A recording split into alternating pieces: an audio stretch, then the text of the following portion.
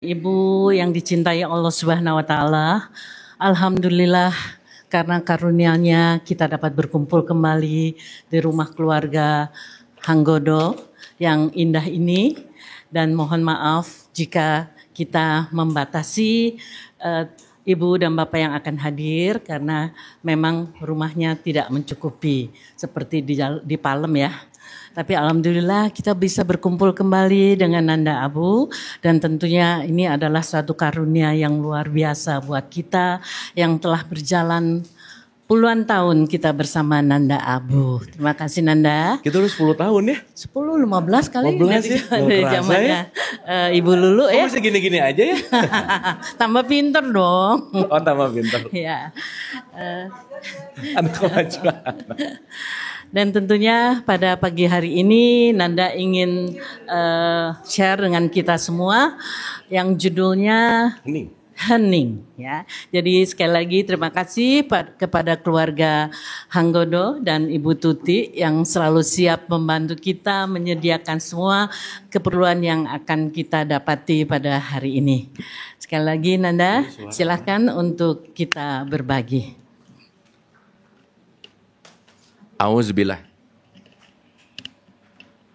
A'udzubillahi minasyaitonirrajim. Bismillahirrahmanirrahim. Robbi a'udzubika min hamazati sayatin wa a'udzubika robbi ayahdurun.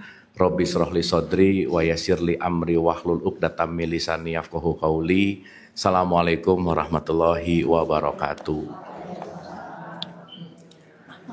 Alhamdulillahirabbil alamin, segala puja-puji milik Allah Subhanahu wa taala yang atas rahmat karunia kasih sayangnya. Alhamdulillah, Ibu dan Bapak yang dirahmati oleh Allah, pagi hari ini kita kumpul di tempat yang mulia ini.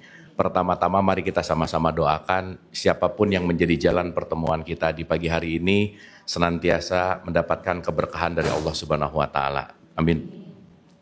Salawat serta salam itu juga kita lupakan, kita sampaikan kepada seluruh Nabi dan Rasul, wabil khusus baginda besar kita, Rasulullah Muhammad Sallallahu Alaihi Wasallam, kepada para sahabat-sahabatnya, tabiin, pemuka-pemuka agama, wali-wali Allah, pejuang-pejuang bangsa, dan senantiasa sampai kepada kita sampai akhir zaman. Amin, amin ya Allah ya Rabbal Alamin. Ibu Bapak sehat semuanya? Alhamdulillah.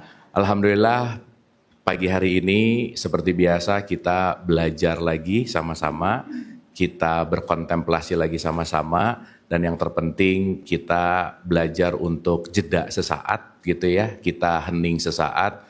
Dan yang paling penting kita bisa mengkontemplasikan apa yang kita ketahui untuk disadari, dan kesadaran itu yang akan membuat perilaku, akhlak, dan apapun yang kita lakukan berubah. Maka hidup itu akan ada perubahan ketika kita masuk ke dalam kontemplasi, dan yang paling terpenting adalah bagaimana kita bisa merubah kebiasaan lama. Karena pembelajaran yang udah puluhan tahun ini, kalau kita nggak merubah kebiasaan ya pasti akan gitu-gitu aja. Oleh karena itu tantangan terbesar dalam hidup adalah diri sendiri, tantangan terbesar dalam hidup adalah ego sendiri, yang itu semua adalah bagaimana kita mau merubah keadaan dan kebiasaan kita. Oleh karena itu Ibu dan Bapak, sebelum kita mulai ada baiknya kita hening dulu sejenak, santai dan rileks. Al-Hadiniyah, Al-Fatihah. A'udzubillahiminasyaitonirrajim. Iyyaka na'budu wa iyyaka nasta'in.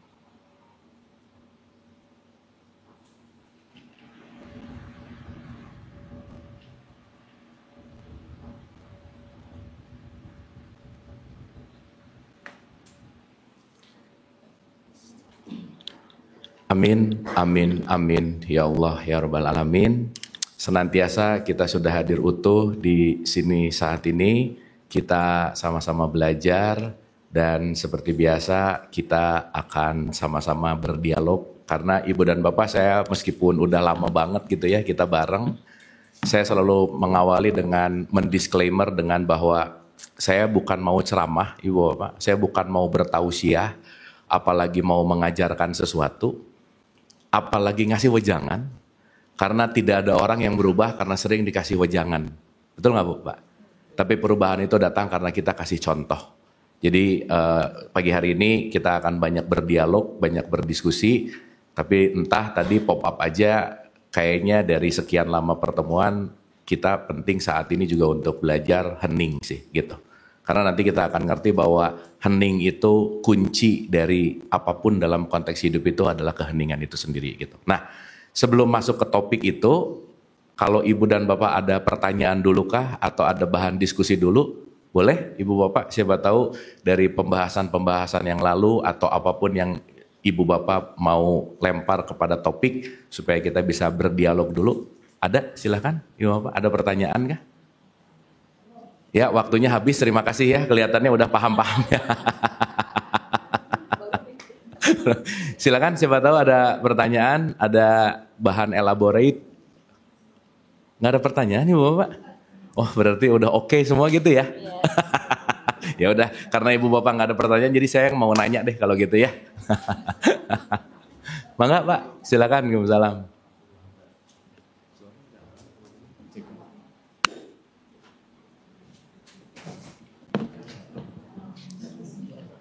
Oke. Oh sebentar ya. Ini kenapa mati-mati?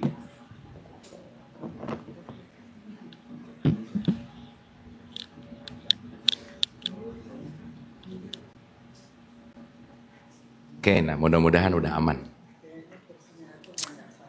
Baik, Ibu dan Bapak, mungkin kita akan mengawali dari statement inilah. Saya akan memulai dari kalimat begini. Ibu Bapak, kalau kita bicara poin ya, ini ada di sini juga Ibu punten ya. Jadi gini ya, tapi nggak apa-apa ya Ibu Bapak. Ya. Saya baru nyadar juga lagi. Oke. Atau mau di sini, mau dipindah nggak aman? Hah? Oh ya, oke. Oh ini VIP kayaknya ya. Ya, di sini. Oke. Ibu dan Bapak, kita saya akan memulai begini. Saya mau pinjam dulu dari tradisi Islam ya. Kita bicara dalam konteks di Islam tuh ada kata-kata innalillahi wa inna ilaihi rajiun. Betul Bu, Pak? Betul. Oke. Pertanyaan.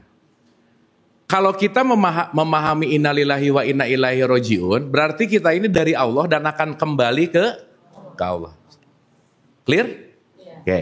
Berarti kata-kata di sini adalah kembali. Oke.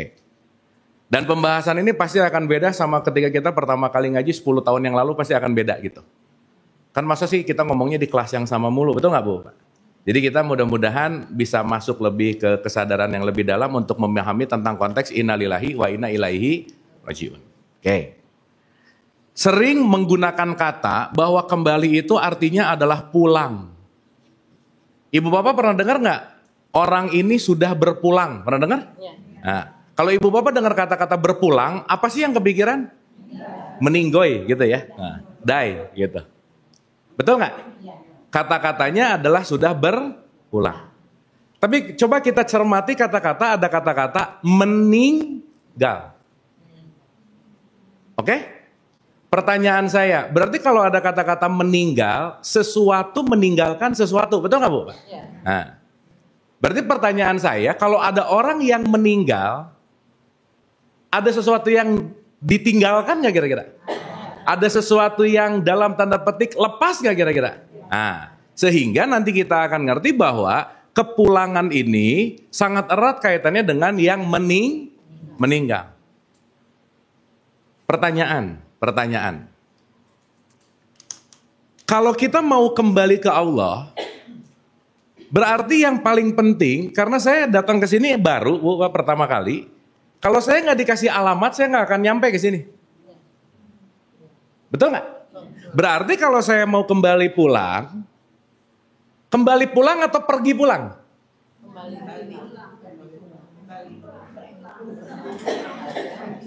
Nah, Ibu Bapak udah sarapan belum ya?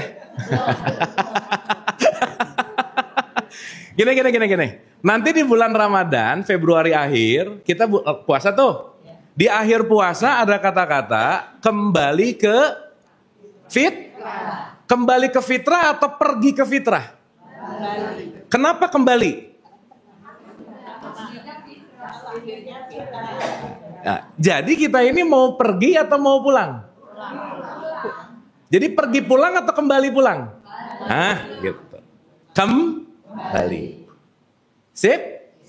Oke? Pertanyaan saya, kalau kita mau kembali pulang, berarti kita tahu tempat pulangnya nggak? Ya ini mah nggak nanya seharusnya, kira-kira sekarang aja yang real-real aja.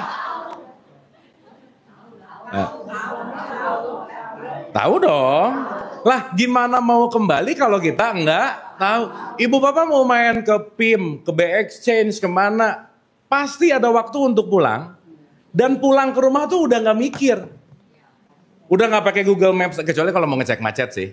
Tapi maksud saya, kembali ke pulang itu adalah sesuatu yang otomatis karena kenapa? Aku tahu rumahku di mana. Betul? Oke? Nah, sekarang saya tanya. Yang banyak perspektif sekarang, kalau di Quran di surat 29 ayat 57, surat 3, 185, itu ada kata-kata, kullu nafsin zaikatul maut. Setiap yang berjiwa akan mengalami mati. Maka hidup pasti akan mati. Pasti nggak? Pasti nggak? Berarti yang dihidupkan pasti akan mengalami. Berarti tujuan hidup untuk apa? Nah, mulai lagi nih.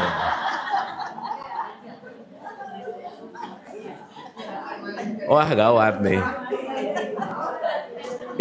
Ini kita udah 15 tahun loh Ibu Bapak. Nggak ada yang tapi banyak yang baru sih ya, nggak apa-apa sih. Nah, maksud saya, Ibu Bapak maaf ya. Mati ini titik akhir bukan?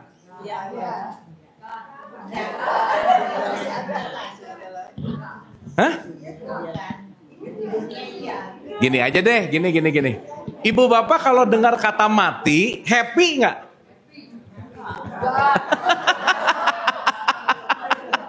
Wah ini gawat sih ya, kontradiktif sih ya. Pada pengen pulang tapi takut mati tuh gimana? Ibu bapak kira-kira orang pada pengen masuk surga nggak? Termasuk ibu-ibu nggak? Sok atuh duluan. Itu kan aneh ya. Pengen ke surga tapi disuruh duluan gak mau tuh. Kalau kata orang Jawa piye gitu. Gimana? Bener gak ini? Nah sip ya. Nah maksud saya jangan-jangan selama ini kita salah. Bukan salah sih. Kita tidak meluaskan dan tidak menambah persepsi tentang hidup dan mati. Masih pakai program lama gitu. Ibu bapak saya mau nanya, maaf, mati pasti nggak? Pasti. Terus kalau seseorang yang menakuti sesuatu yang pasti, aneh nggak? Jadi ibu bapak?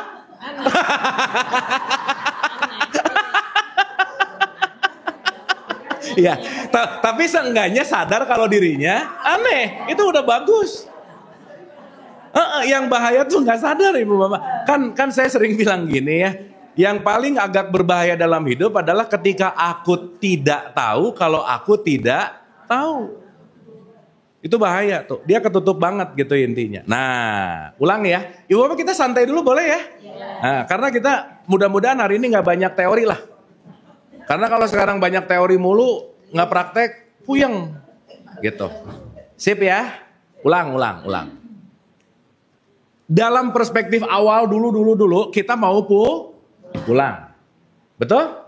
Berarti ibu bapak ini mau pulang ke tempat yang udah pernah atau belum pernah?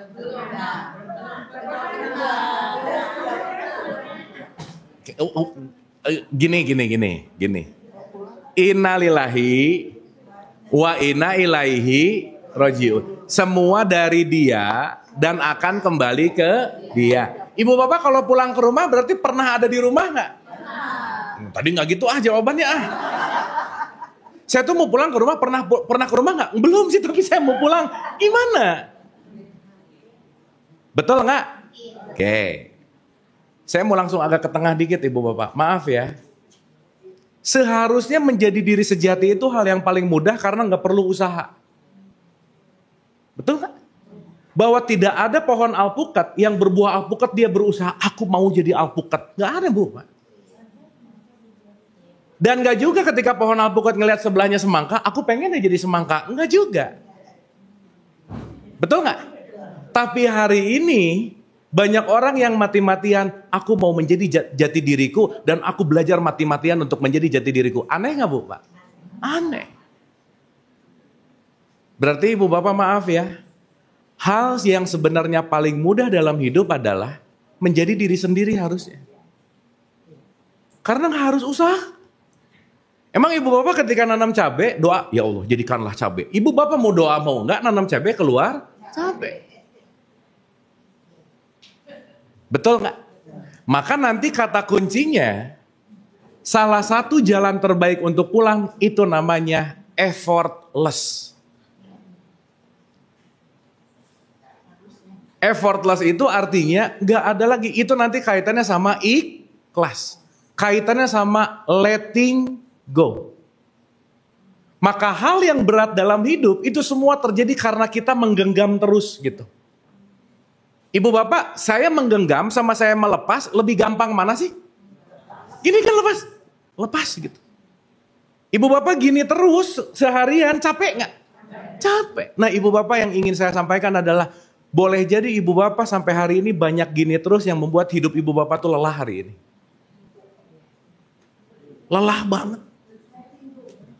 Lelah banget. Dan kelelahan-kelelahan itu tidak disadari dan tidak disadari ketika kita terus menggenggam, terus mengekang, terus menggenggam, terus mengekang yang seharusnya ini dilepasin gitu kira-kira. Makanya begitu kita melekat, attachment, penting sekali untuk kita belajar letting go. Yang jangan-jangan selama ini aku melekat kepada konsepku, keyakinanku, harus. Pokoknya ibu bapak sorry to say, once udah ada kata harus banget, berarti itu pasti melekat banget. Dan itu pasti membuat kita lelah. Dan hari ini banyak banget orang yang di status lagi capek-capeknya hidup gitu. Betul gak Bu Pak? Jadi sekarang banyak orang capek gak kira-kira? Karena apa? Menggenggam. Yang lucunya banyak orang menggenggam atas nama cinta. Pret banget lah pokoknya gitu. Contoh Bu, Pak. Ini real case. Real case. Ada anak kecil dibeliin sama bapaknya kelinci. Si anak ini tuh senang banget sama kelinci, Bu. I love rabbit. Bunny rabbit, I really love it. Tapi ibu bapak saking si anak ini sayang banget kelihatannya, cinta banget, diual-ual. I love it gitu. Udah diual-ual, dibawa-bawa barang, dibawa kemana barang, dipegang terus, dan akhirnya 2 hari si rabbitnya meninggoy. Sekarang saya mau nanya, si anak ini kira-kira mencintai dan menyayangi si kelincinya nggak kira-kira? Itu mah namanya nyiksa. Betul nggak? Sehingga kadang-kadang, maaf ya nggak kadang-kadang, sering juga sih, atas nama bahwa aku mencintai, aku menyayangi, jangan-jangan kita lagi membunuh siapapun yang kita sayangi dan yang kita cintai. Karena kenapa? Digenggam terus, diual-ual terus, dikontrol terus. Sehingga nature-nya rabbit, dia pengen jalan-jalan disimpan. Dia pengen gimana? Nggak boleh. Harus pokoknya bareng terus sama aku gitu kira-kira. Betul nggak Bu Pak? Nah, dalam konteks ini, Ibu sampai sini oke? Oh jadi diam-diam gini, oke nggak ini? Nah, ya. Sip ya? Supaya kita mulai menyadari, jangan-jangan kita tidak tepat dalam mempersepsikan gitu.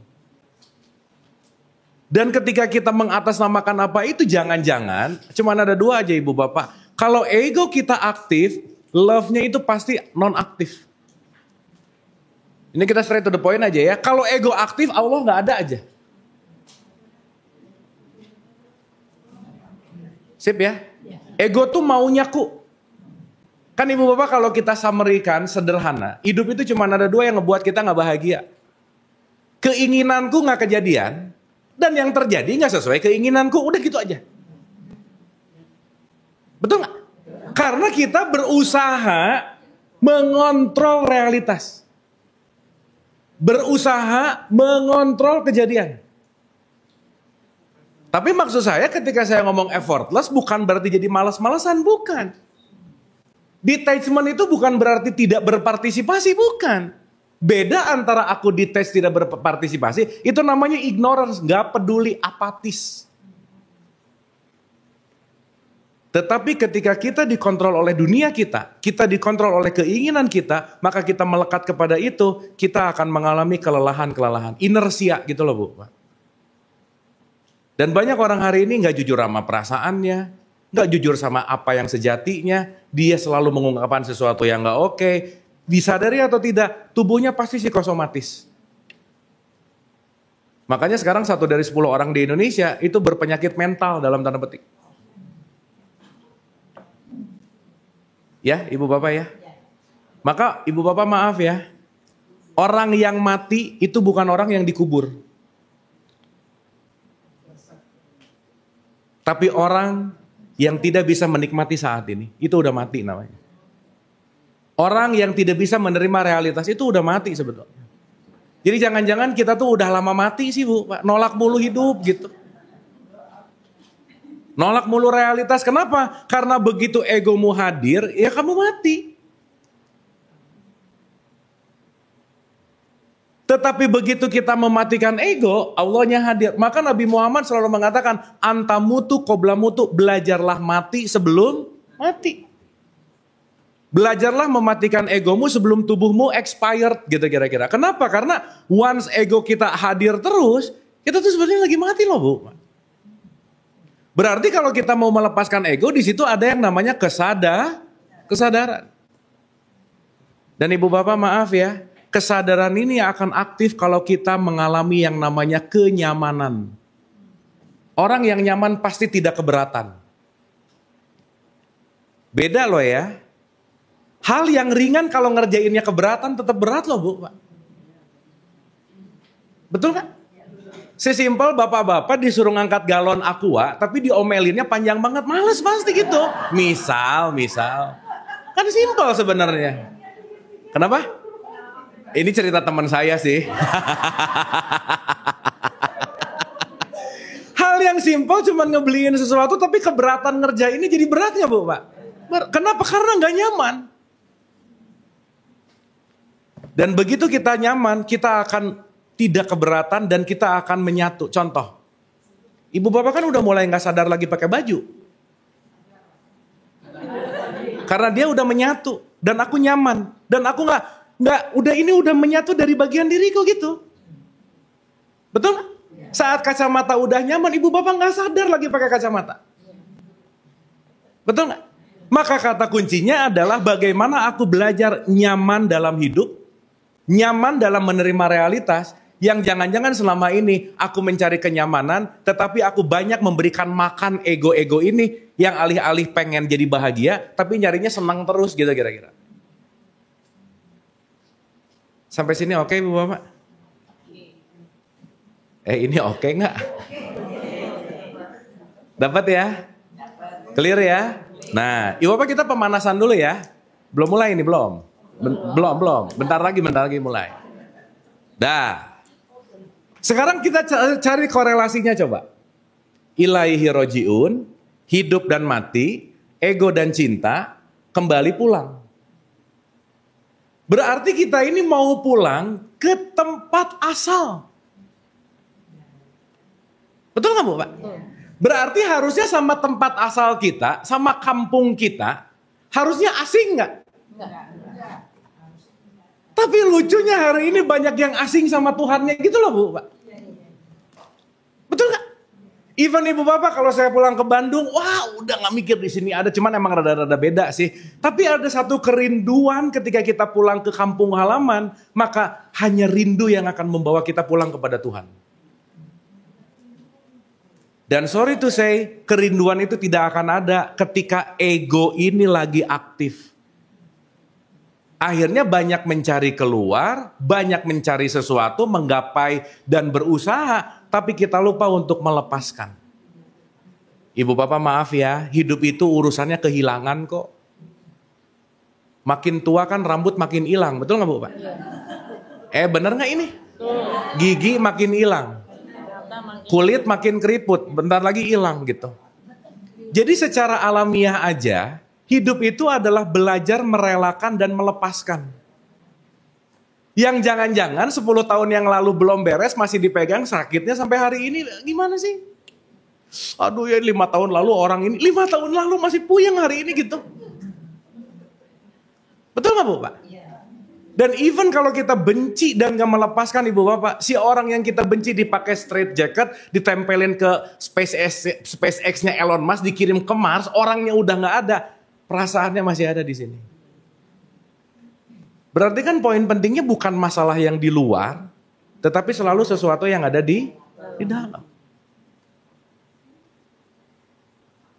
Sampai sini oke Bu Pak? Dapat ya? Sip ya? Semoga vibrasi pertemuan kita hari ini membawa kita juga melepaskan kelelahan-kelelahan yang kita cari selama ini Bu Pak. Karena sebenarnya sayanya tuh gak penting, semuanya tuh gak ada yang penting, tapi ketika kita menyatu, kita beneran hari ini tuh, detik ini, saat ini tuh lagi jeda sesaat dari kelelahan-kelelahan kita gitu sebetulnya. Makanya silaturahim itu healing Bu Pak. Pertemuan ini tuh healing. Kenapa? Karena semua datang ke sini mau menyumbangkan vibes yang oke gitu. Kecuali yang datang ke sini mau nebeng makan siang doang sih nggak apa-apa lah. Gitu. Ya nggak apa-apa juga, boleh gitu. Sip ya, sampai sini oke ya. Nah, sekarang saya mau ngajak agak lebih dalam lagi sedikit. Pertanyaan. Ulang sekali lagi ya, ulang. Kita mau apa? Kalau kita mau pulang berarti kita mau ke rumah. Rumah siapa? Rumah sejati. Oke? Berarti kalau kita mau pulang ke kampung halaman harusnya familiar nggak? At least tahu alamatnya nggak? Nah sekarang saya tanya, alamat Allah di mana?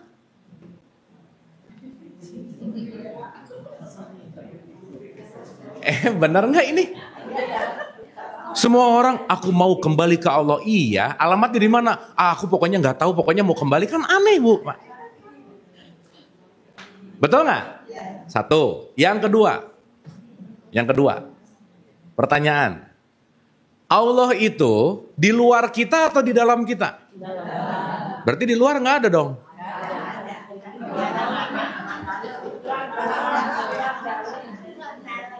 Ibu Bapak, kalau saya ngomong pakai perspektif Allah, ini penamaan sumber dalam perspektif Islam.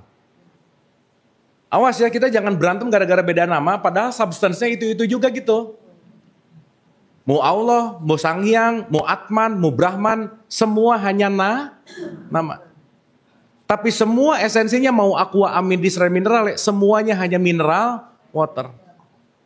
Nah kita tuh senang sibuk di merek, padahal minum tuh bukan minum merek, minum air loh. Betul nggak? Ini Desember gini nih ribut merek bentar lagi nih. Berantem mulu dari 10 tahun yang lalu gitu. Betul nggak?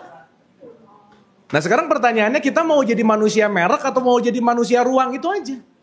Yang sibuk hanya melihat kemasan tapi lupa esensi itu, bahwa konteks dari semuanya sebetulnya tunggal gitu kira-kira.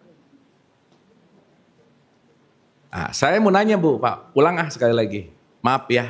Maaf banget. Allah itu di luar kita atau di dalam kita?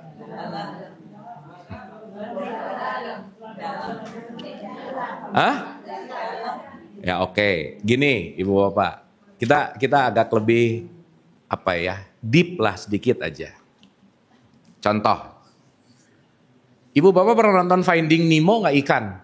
Ya kalau nggak pernah berarti tahu lah ya. Oke. Ikan karena dia lahirnya di lautan, berarti brojol udah ada di air, benar nggak? Nah, saking dia ada di air dari kecil, sampai bahkan ketika dia udah mulai agak gede, nanya ke omnya. Pertanyaannya gini, Om, air di mana ya? Aneh nggak? Kenapa aneh? Ya si omnya bilang, emang kamu kalau nggak ada air mau hidup di mana? Iya tapi air di mana ya? Dia nanya lagi, sampai ikutan banyak sekali seminar gitu Bu. Datengin guru-guru hanya untuk mencari air. Aneh nggak? Aneh. Nanti Ibu Bapak tolong dikaitkan aneh-anehnya itu pada diriku gitu ya. Ibu bapak pembelajaran yang terbaik, kalau setiap apapun yang pembelajaran langsung keluar mindset gua banget. Udah gitu aja bu bapak. Jadi begitu ibu bapak ngelihat orang nyebelin, gua banget beres. Begitu orang ngeselin, gua banget beres. Karena semua yang di luar pasti refleksi dari dalam, betul nggak bu pak? Yes. Nah, pertanyaan. Selama dia mencari air, dan dia mencari informasi tentang air, dan dia mencari dalil tentang air, dan dia mencari ayat-ayat tentang air, bahkan dia nggak sadar dia di dalam air, ketemu air nggak kira-kira? Nah gitu. Jadi jangan sangka orang yang sering pengajian tuh kenal Tuhan gitu loh bu. Dan yang menarik lagi, rajin pengajian, pulang pengajian ngerasa, alhamdulillah aku udah solehah banget. Iya belum jauh. Karena di pengajian itu baru dibahas hanya tentang informasi tentang air. Knowing the path dan walking the path itu dua hal yang berbeda. Jadi banyak tahu tuh hati-hati loh bu. Karena belum tentu pengetahuannya dialami. Sampai sini oke? Oke? Nah kalau udah diam-diam gini udah mulai bagus sih. Udah gak asbun gitu. Tapi dapat gitu. Dan ibu bapak saya selalu mengulang-ulang ya. Kata-kata saya tuh gak penting. Tapi yang terpenting adalah vibrasi yang dititipkannya. Karena kata-kata terbatas oleh knowledge. Tapi once ibu bapak bisa mengalami dan merasakan vibrasinya. Ibu bapak akan mengalami itu gitu. Makanya ibu bapak jangan percaya sama kata-kata. Tapi lihat vibrasi di belakang kata-kata. Karena kata-kata tuh bisa lembut tapi nipu. Tapi vibrasi itu gak bisa nipu bu. Dan ibu bapak akan ngerasa gak nyaman kalau sama orang yang gak sefrekuensi. That's it. Makanya ibu bapak kalau masuk ke ruangan di dalamnya ngegosip semua, keluar capek loh bu, Pak. Capek lelah gitu. Ya. Makanya tipikal manusia tuh ada dua, yang menaikkan energi dan yang merendahkan energi. Udah gitu aja. Sok ibu bapak pasti pernah ngalamin ngobrol sama satu orang, baru 3 menit, 5 menit, lelah banget. Kenapa? Komplain mulu kerjaannya. Aduh aku tuh hidupnya, aduh. Capek gitu. Dia berarti penyedot energi gitu loh bu. Vampire gitu. Tapi pernah gak ibu bapak begitu ketemu orang, bis ngobrol 5-10 menit, enlighten, antusias. Pernah gak kira-kira? Itu berarti high energy gitu. Dan itu gak bisa dibohongin. Clear ya ibu bapak ya? Dapat ya? Nah, kita balik, pelan-pelan ya, pelan-pelan. Nah lama-lama, udah 15 tahun pengajian, si ikan mulai sadar. Iya ya, saya nyari air ke guru ini, ke ustadz ini, ke kiai ini, kemana. Dan nanti kita akan ngerti bahwa guru yang di luar itu hanyalah jembatan untuk menyampaikan kepada guru sejati yang ada di dalam. Selesai.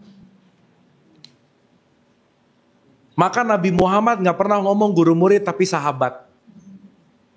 Jadi hati-hati ketika kita melihat dalam konteks ini semua yang di luar itu hanyalah jembatan, selesai. Makanya saya tuh gak penting bu, Pak. Saya tuh datang ke sini cuma mau jadi bidan. Membantu ibu bapak melahirkan petunjuk yang udah ada di dalam, selesai. Karena petunjuknya bukan dari saya. Gak ada di luar. Cuman masih ketutup. Nah saya ngebantu ngelahirin aja sih gitu. Nah, tapi udah 15 tahun pembukaannya 1 mulu gitu.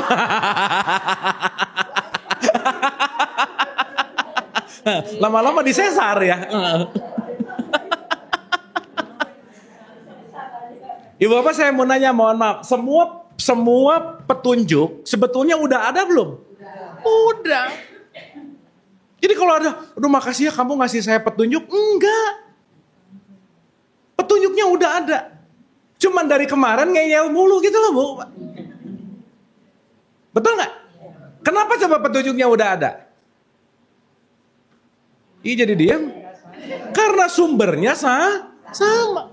Dan semua dari sumber itu ada di kita. Dapat bu? Pak? Sip ya? Dah. Balik lagi ke ikan nih. Oke deh kalau gitu sekarang saya tahu dan saya paham. Bahwa air ternyata tidak ada di luar tapi air pun ada di dalamku. Dan aku mulai menyadari bahwa air ini meliputiku. Berarti nggak akan ada sesuatu yang di luar air untuk para ikan. Betul nggak Bu Pak? Nah sekarang saya tanya, berarti kalau air ini meliputi ikan, dan let's say kita bicara Allah itu maha meliputi, berarti Allah di dalam apa di luar? Gini. Si air ada di luar ikan atau di dalam ikan? Dua-duanya. Di dalam perut kan ada air juga. Nah, berarti disitulah kita akan paham bahwa Allah itu meliputi. Berarti kalau Allah meliputi ini, ada nggak sesuatu di luar Allah? Kan ngeliputi nih. Di luar dia ada nggak? Nggak ada. Kan dia meliputi. Oke? Oke dulu nggak ini sampai sini? Ini kita lagi bahas kajian S3-nya Harvard Bu, Pak. Ya, tenang.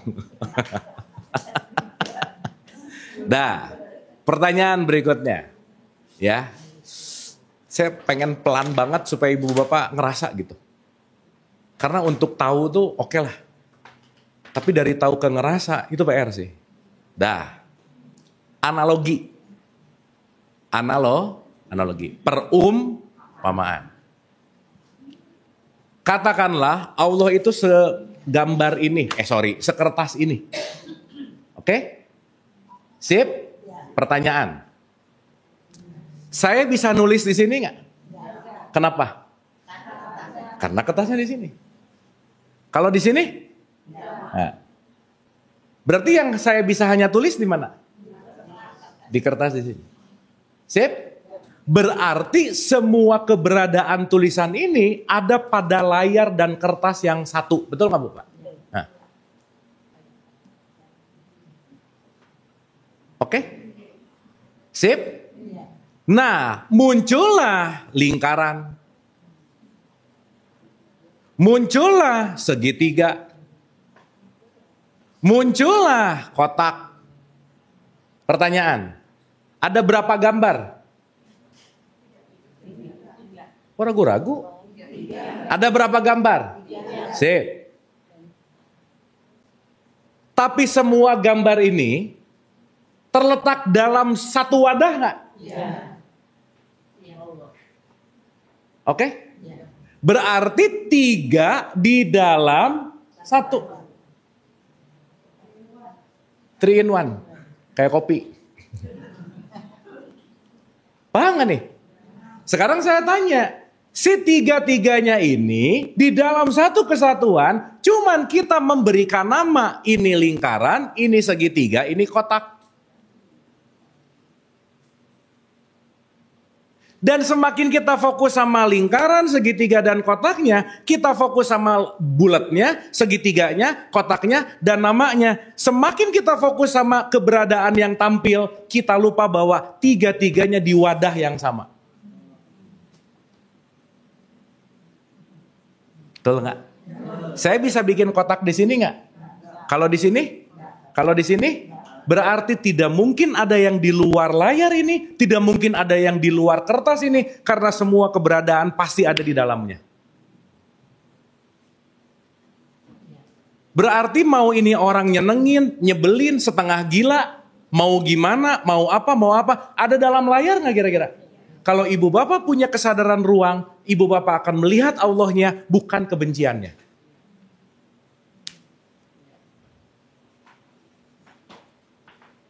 Contoh ya, lebih ekstrim lagi sedikit. Islam, tulisan bukan? Dia menampil pada layar bukan? Kristen, Hindu, Buddha. Ini 4-4-nya ada di layar yang sama nggak? Kenapa kita berantem dengan identitas padahal 4-4-nya ada di kertas yang sama gitu loh Bu? Betul nggak? Sehingga kalau kita mulai menyadari, nanti kita akan mulai ingat kenapa di Al-Baqarah 115 itu ada kata-kata, kemana saja kamu menghadap, yang aku lihat hanyalah wajah Allah.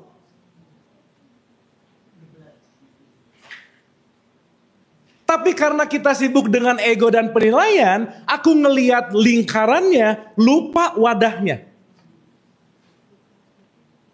Aku sibuk dengan identitasnya, lupa airnya. Kunut nggak kunut berantem. Itu nggak Bu, Pak? Atahiyat gini-gini ribut. Bismillah dikencengin enggak berantem. Berarti kalau orang berantem dalam wilayah yang titik-titik ini, berarti dia tidak memiliki kesadaran. Karena kenapa? Ketika kita partikular kepada titik-titik identitas, itulah yang namanya ego.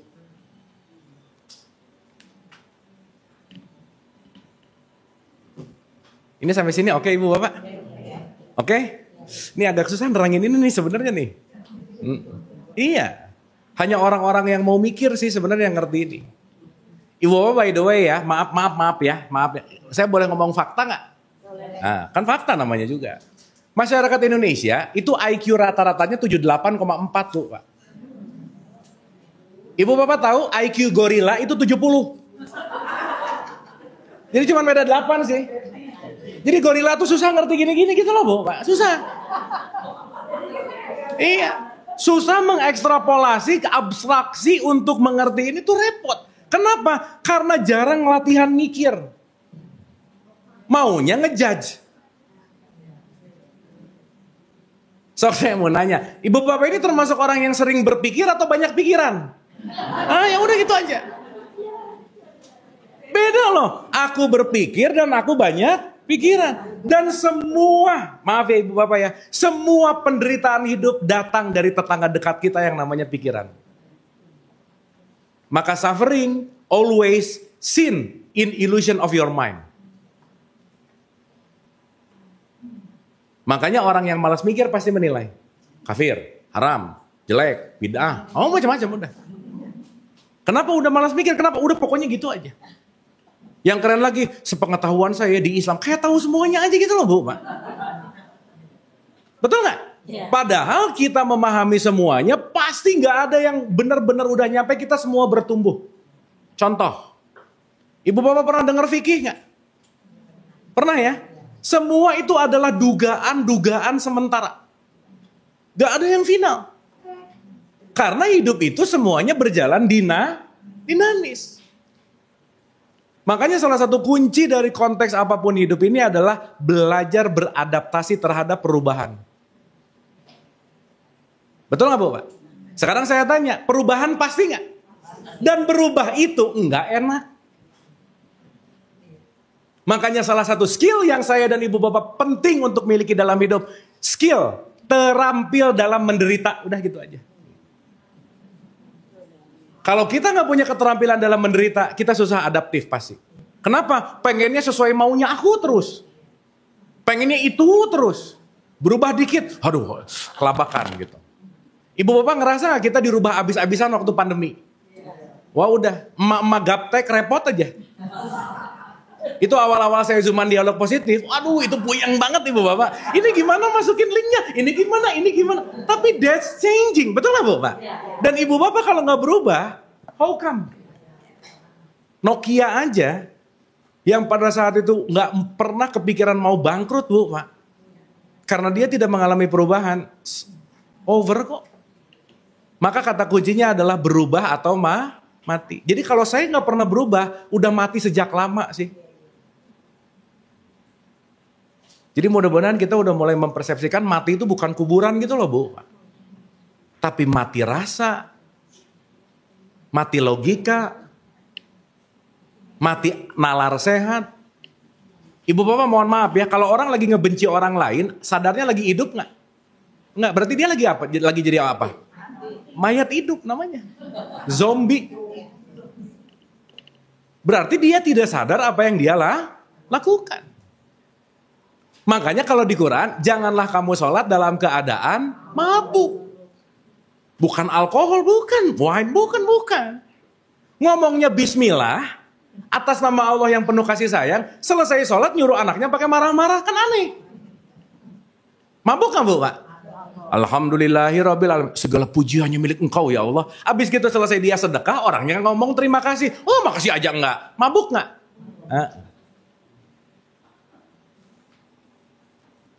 Oke Bu Pak. Sip ya? Clear ya? Jadi Allah di dalam apa di luar? Awas sih salah lagi nih. Kalau meliputi berarti ada yang jauh nggak dari dia?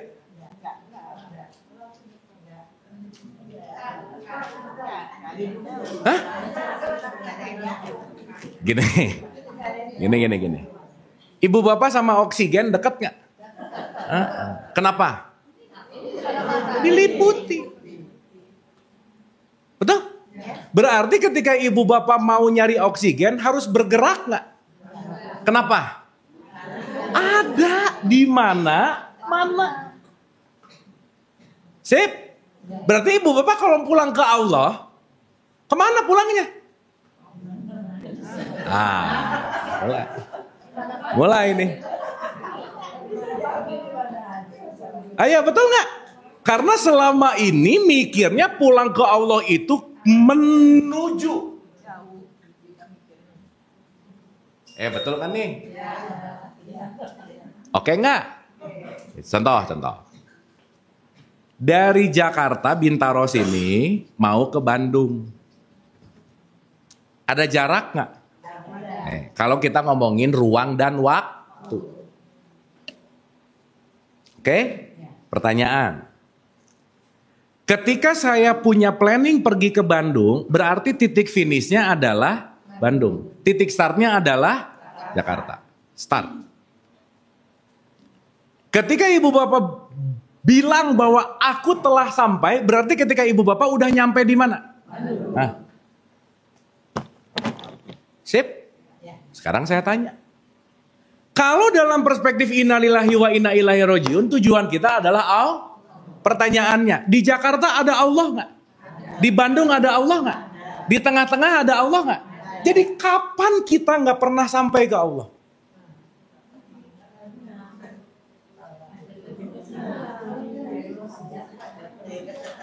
Ayo, pusing nggak nih?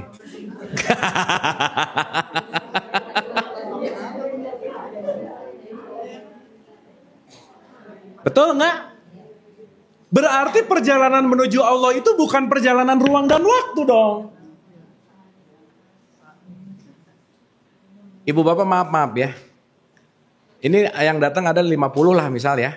Di antara 50 kan kalau di 58 ayat 7 Quran tuh kalimatnya. Kalau 4 orang yang berkumpul 5 orang adalah dia. 6 orang 7 orang adalah dia. Pokoknya setiap berapa dia selalu ada. Jadi anggap analogi. Ini gorila susah dikasih analogi ya. Kita beranalogi. Analogi makanya surga itu adalah perumpamaan, analogi. Berarti kalau di sini 50 yang ke-51 Allah bukan? Iya. Kalau di rumah tetangga 4 yang kelima Allah bukan? Berarti di sini ada, di sana ada. Jadi ada berapa? Awas nyebut 2 lagi. Enggak, karena meliputi. Sip, mantap. Berarti kalau meliputi di sini sampai enggak? Di sana sampai enggak? Terus ibu bapak nyari mau nyampe kemana lagi?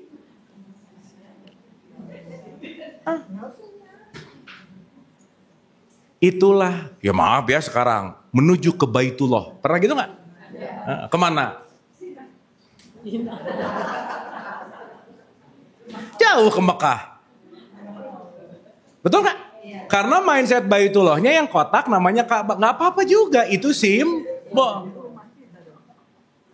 Ibu bapak masa sih orang kalau mau ketemu Tuhan harus ribuan kilometer dulu ngeluarin duit banyak yang nggak punya uang gimana? Betul kan? Jadi ibu bapak waktu umroh haji ngapain?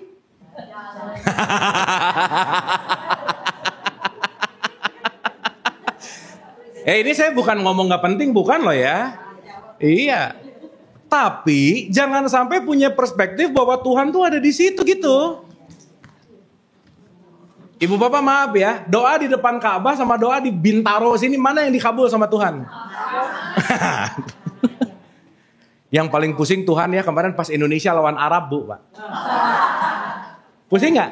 Pusing. Arab doa ke Allah, Indonesia doa ke Allah. Ini mana yang dibenangin ya gitu bu, Pak? Orang doanya sama ke dia. Betul nggak? Berarti yang merubah ucapan doa atau perilakunya? Gitu. Sip sampai sini? Ibu bapak dapat sesuatu nggak ini? Dapat ya?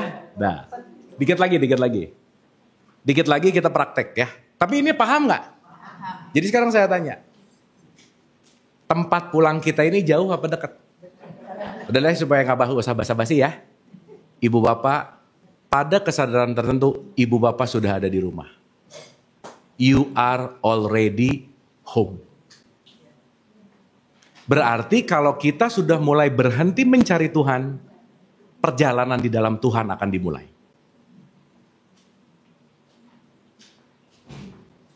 Kalau kita sudah berhenti mencari Allah keluar, perjalanan di dalam Allah akan dimulai. Berarti jangan-jangan selama ini yang membuat lelah adalah sesuatu yang di luar, menggapai, mencapai, tapi kita kekeringan makna tentang mengenal jati diri kita. Aku gak benar-benar kenal siapa aku. Kenapa? Karena aku terlalu banyak menilai tetangga, teman ini, keluar dan keluar. Makanya perjalanan sejati tidak ke sana tapi ke sini. Contoh. Ibu bapak bisa ngelihat saya nggak sekarang? Bisa. Coba tunjuk ada di mana saya. Nah, ini kalau mabuk gini nih. Wah, gawat. Ya. Coba ya. Coba. Perhatikan dan renungkan ini baik-baik. Ibu bapak nunjuk ke sini. Tadi ibu bapak sebenarnya ngelihat saya di luar ibu bapak nggak? Nah, ulang. Ibu bapak ngelihat si Abu ada? Ada. Ibu bapak menunjuk ini adalah si Abu, betul? Kenapa kok ibu bapak bisa ngelihat si Abu? Ada mata adalah instrumen lihat. Oke? Mata adalah apa? Jangan lupa, ibu bapak nggak pernah ngelihat saya sebenarnya. Pusing nggak? Nah, contoh. Gini. Dengerin baik-baik ya. Tapi once kita nanti ngerti ini, ibu bapak, banyak beban-beban di dalam kita lepas pasti. Nah, kecuali lemak sih beda ya. Nah, kalau itu harus olahraga, mau nggak mau. Ulang. Dengerin baik-baik pertanyaannya. Hal apa yang paling esensial ibu bapak bisa ngelihat saya apa? Hal apa yang paling primer? Ibu bapak kenapa bisa lihat saya?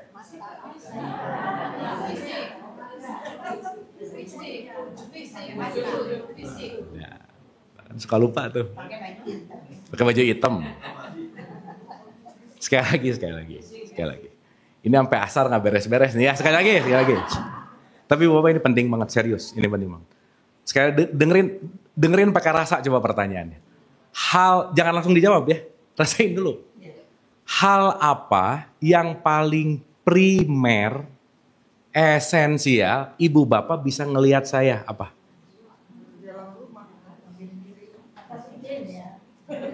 Atas izinnya.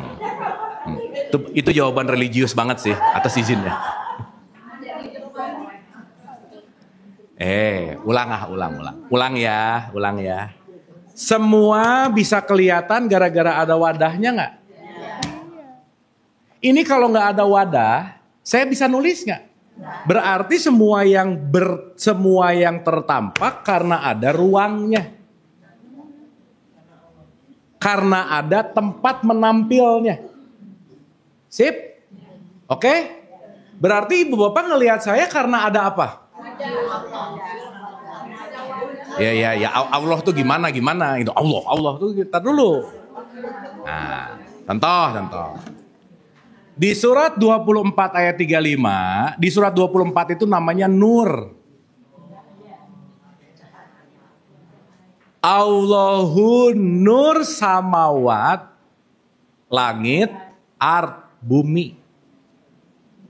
Berarti Allah menamakan dirinya adalah cahaya. Jadi ibu bapak maaf ya, kita mau punya mata nggak ada cahaya, ibu bapak nggak ngelihat saya. Betul nggak? Berarti yang paling primer kita bisa ngelihat matanya atau cahayanya? Cahayanya. Mata instrumen lihat. Betul nggak? Ketika ngelihat apa? Maaf ya. Kenapa di Ar-Rahman nikmat Tuhan kamu mana yang kamu dustakan? Karena kamu merasa kamu bisa melihat tapi tanpa cahayaku kamu akan nggak bisa melihat. Terus udah ngelihat pinjam cahayanya Allah, ada orang yang atasannya kuning, bawahnya merah, ini hijau, dihina lagi. Ini pelangi mau kemana ya? Gitu misalnya, Bu.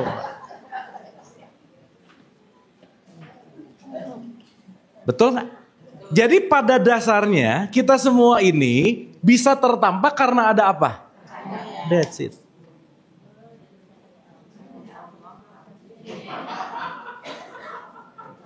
Oke sampai sini?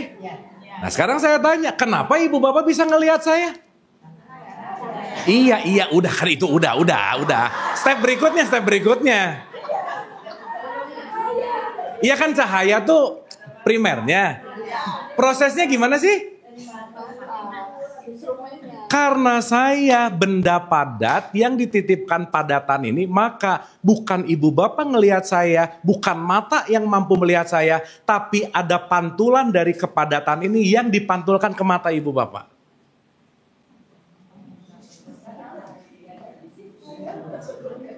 Dapat nggak? Sekarang saya tanya, maaf. Cahaya kelihatan nggak? Enggak. Tapi dia akan terlihat ketika dia di stop oleh materi. Berarti siapapun yang punya materi, dia yang mau menunjukkan wujud Allah. Gitu loh Bu. Ulang. Pelan-pelan ya Ibu Bapak ya. Pelan-pelan. Nih. Ulang. Ibu Bapak ngeliat tangan saya nggak? Nah, primernya apa tadi? Sip, mantap. Kenapa ya bisa kelihatan? Cahaya mantul. Karena ada pantulan. Berarti tangan saya ini tempat untuk menyetop cahaya karena dia bentuknya fisik. Paham? Oke? Jadi ngerti nggak kenapa kita dikasih jasad? Kalau nggak ada jasad, ibu bapak nggak ketemu dan nggak kelihatan, nggak kelihatan, udah. Betul nggak? Berarti semua yang terlihat datang karena ada cahayanya nggak? Berarti tanpa cahaya kelihatan nggak? Berarti secara esensi semua itu sebetulnya gara-gara cahayanya nggak? Jadi ngerti nggak ketika Allah mengatakan kemana kamu melihat, memandang itu aku juga, gitu loh. Mau tukang beca di dalamnya Allah.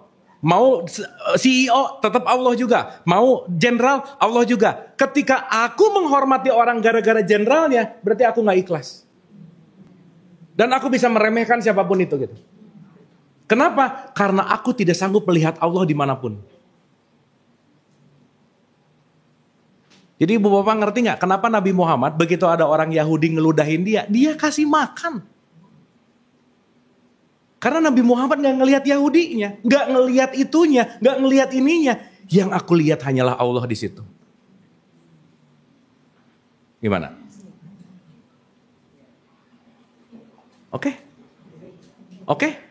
Berarti Allah menampil gak? Menampil dong. Makanya disebut wujud, menjadi mawujud. Berarti semua tampilan ini dia juga gak? Jadi kalau Allah boleh curhat ya, aduh gua ini udah menampil, lu nyari yang gak ada gitu loh Bu. Aneh banget sih gitu. Di alam ini aku sudah mewujudkan diriku dengan apa yang bisa kamu lihat. Kenapa kamu masih mencari sesuatu yang kamu gak lihat gitu. Betul gak? Oke sampai sini? Berarti pertanyaannya ketika ibu bapak bisa ngelihat ini, esensinya ada apa? Cahaya. Yang sekarang saya tanya. Nih ya, ada tangan. Saya turunin tangannya. Cahayanya ada gak? Tetap ada. Tapi kelihatan gak? Maka butuh yang menghalangi cahaya, itulah fisik kita. Sip. Berarti di antara kita ada jarak gak sebenarnya? apalagi sama cahaya. Gimana kita mau menjarak dengan cahaya orang kita diliputi? Gimana matahari dan sinarnya mau ngomong bahwa aku terpisah dari sinar? Bahwa matahari tidak pernah terpisah dengan sinarnya. Terus pertanyaannya, gimana mau ngomong aku kesepian? Berarti ketika seseorang kesepian, dia lupa bahwa Allah itu selalu meliputinya, bahwa kasih sayangnya selalu ada di situ. Betul nggak Bu, Pak? Sip. Jadi ibu bapak ngelihat saya di mana? Nah, pusing lagi nih. Di dalam dirinya masing-masing. Karena sesuatu yang di luar pasti terjadi di dalam. Betul nggak? Berarti ibu bapak sekarang 50 orang ngelihat saya, ada 50 perbedaan sudut pandang nggak? Iya. Karena semua tergantung dari apa yang ada di dalamnya. Maka hidup tidak pernah terjadi di luar kita. Itulah kenapa ibu bapak, sorry to say, tidak akan ada pernah orang yang menyakitimu. Karena hanya kamu yang memaknai dia menyakitiku. Betul nggak? Berarti kalau semua within, semua di dalam, segala bentuk yang di luar tergantung yang di dalam nggak kira-kira? Selesai. Maka semakin kita pengen ngerubah orang, semakin kita pengen ngerubah situasi, semakin kita berusaha, semakin pasti lelah. Kenapa? Karena ternyata bukan itu yang harus aku rubah, tapi di sini yang aku harus rubah. Sampai sini oke Bu? Sip ya? Clear ya? Dapat? Paham? Tepuyang? Ya puyang juga sih nggak apa-apa. Nah, berarti kalau kita udah ini yang disebut tauhid gitu loh Bu, Pak. Ibu bapak di Pancasila Allah Tuhan Maha Satu, Tuhan Maha Esa. Kenapa Esa? Menyatu. Bukan satu. Satu itu matematik. Bisa dibagi 2 jadi 0,5. Kan kalau Allah satu bisa jadi ada Allah 0,5 dong. Tapi kalau menyatu beda nggak? Antara satu sama kertas menyatu nggak? Antara es sama kertas menyatu nggak? Yes. Begitu ego hadir, aku hanya melihat gambar. Begitu ego tidak hadir, aku hanya melihat kertas. Selesai. Tapi memang sih Bu, Pak, dipungkiri atau tidak, susah banget ngelihat Allah di orang nyebelin. Aduh susah banget sih memang. Aduh Allah gini-gini banget ya gitu. Memang susah sih. Padahal kan dia juga sih sebenarnya. Betul nggak Bu, Pak? Nah itulah kenapa disuruh jadi orang yang takwa. Takwa itu eling lan waspodo, tetap eling. Tetap eling. Tetap eling. Sampai sini oke? Sok sampai sini ada pertanyaan dulu nggak sebelum kita mulai? Ini belum mulai nih. Tapi dapat sesuatu nggak Bu, Pak? Dapat ya? Berarti kalau ibu bapak saya masih benci gara-gara merek, mabuk aja. Jangan pernah tidak mensyukuri cahaya karena semua diberikan cahaya oleh dia. Bahwa matahari itu gak pernah milih-milih loh Bu. Emang matahari begitu gini, zat. Pas ketemu rumah kiai terang. Rumah pendeta redup, masa gitu? Begitu ada babi lebih redup lagi kan? Enggak. Betul gak? Iya.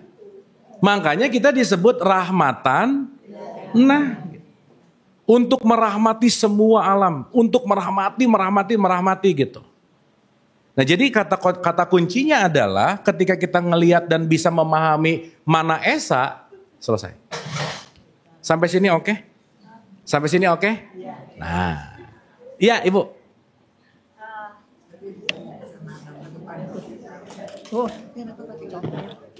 Ntar ini dari VIP ada pertanyaan.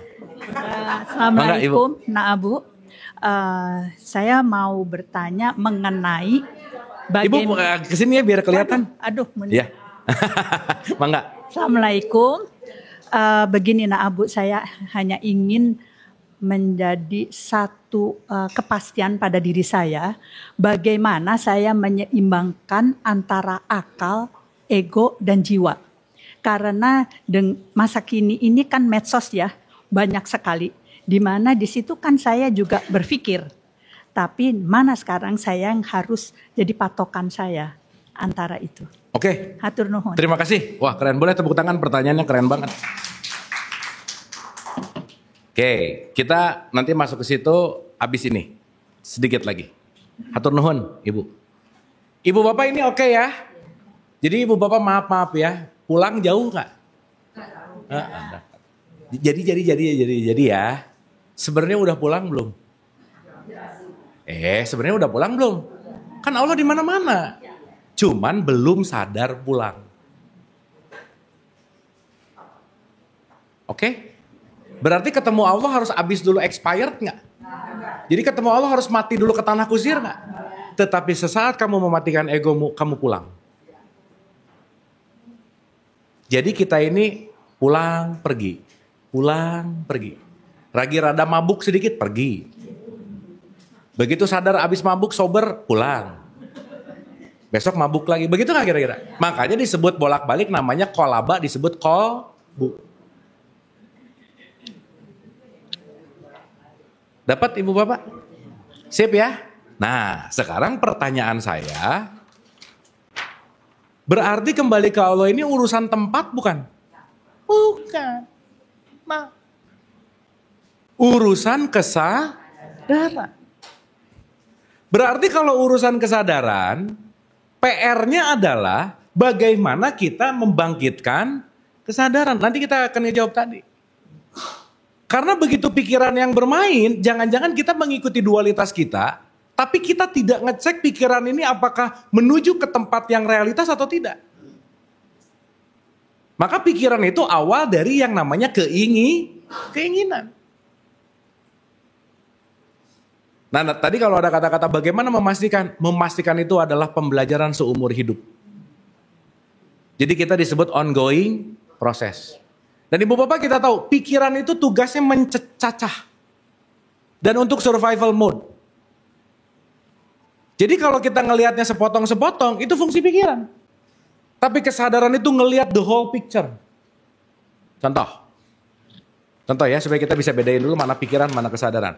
Kalau Ibu Bapak berpikir, berarti Ibu Bapak lagi ngelihat L, S, K, Islam, Kristen, Hindu. Partikel yang dilihat. Tapi begitu Ibu Bapak sadar, iya ya dipikir-pikir saya lagi ngelihat kertas aja sih gitu. Berarti ketika kesadaran muncul, perbedaan ini jadi konflik nggak? Maka sesaat kita memilih jadi penuh konflik, jadi berat, jadi nggak nyaman, harus banget, udah pasti itu produk dari ego. Bisa rasa nggak Ibu Bapak? Bisa dong. Pokoknya ya aku tuh harus, nah udah deh, pokoknya udah ada harus, kompulsif, apalagi keputusannya ditetapkan oleh orang lain. Contoh.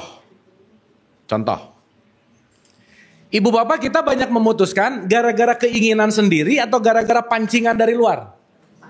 Nah, udah pastilah. Rata-rata begitu. Makanya pancingan dari luar ini, orang yang terpancing, Ibu Bapak jangan lupa ya, semua faktor di luar kita, itu semua hanya stimulasi. Trigger. Oke? Berarti Ibu Bapak bisa marah gara-gara orang lain nggak? Enggak. Tapi aku ke-trigger gara-gara dia, aku memilih marah. Bahkan ya maaf ya, boro-boro aku memilih marah, aku otomatis marah. Jadi Ibu Bapak kalau orang yang banyak ke-trigger dari luar, berarti kesadarannya hidup nggak? Enggak, berarti dia mati. Contoh, kucing nih, begitu dikasih bulu-bulu, ngikut nggak? Ngikut nggak? Berarti apapun yang terjadi di luar dia kejar. Berarti kalau kita beli sesuatu gara-gara orang beli, apa bedanya sama kucing gitu? Itulah yang disebut reaktif. Tetangga gini nyetel musik kencang-kencang, marah. Reaktif banget gitu. Tanpa tahu dulu penyebabnya apa, langsung berantem aja. Ini gitu, reaktif. Artinya apa? Kita dikuasai oleh dunia luar. Si kucing itu sebenarnya nggak mau lo loncat-loncat, tapi begitu gini loncat. Begitu gini loncat, betul nggak? Tapi ada tipikal kucing yang gini-gini santai aja, ada nggak? Dia berarti kucing yang sudah berkesadaran.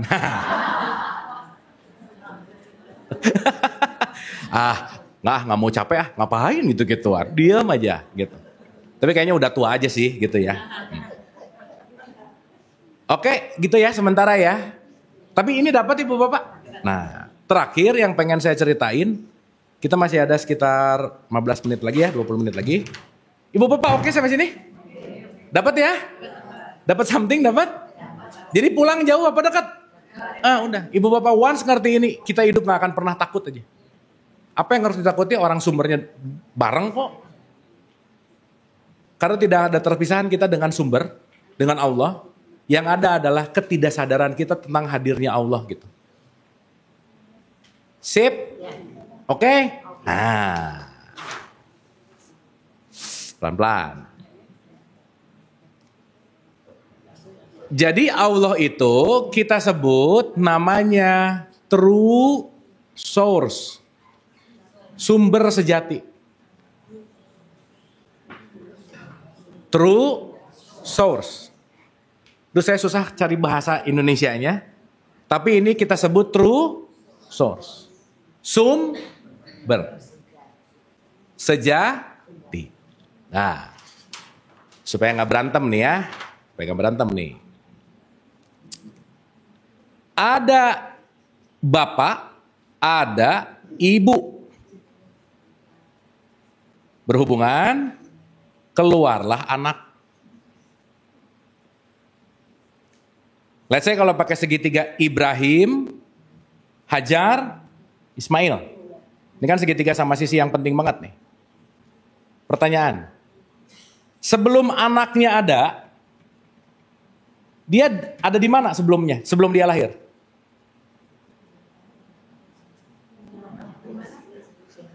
Kan si anak tuh lahir dari ibunya. Lahir kan? Asalnya anak gak ada. Berarti dia harus ada awalnya nggak? Ada di mana si anak sebelum lahir? Ya Allah nunjuknya ke atas lagi. Kan tadi katanya Allah dekat gini sih, gimana sih? Lu nggak usah jauh-jauh dulu deh ke Allah. Dengerin dulu. Si anak lahir dari ibunya. Ibunya karena dibuahi ya. Sama bapaknya. Lahirlah anak. Berarti sebelum anak ada, dia ada di mana?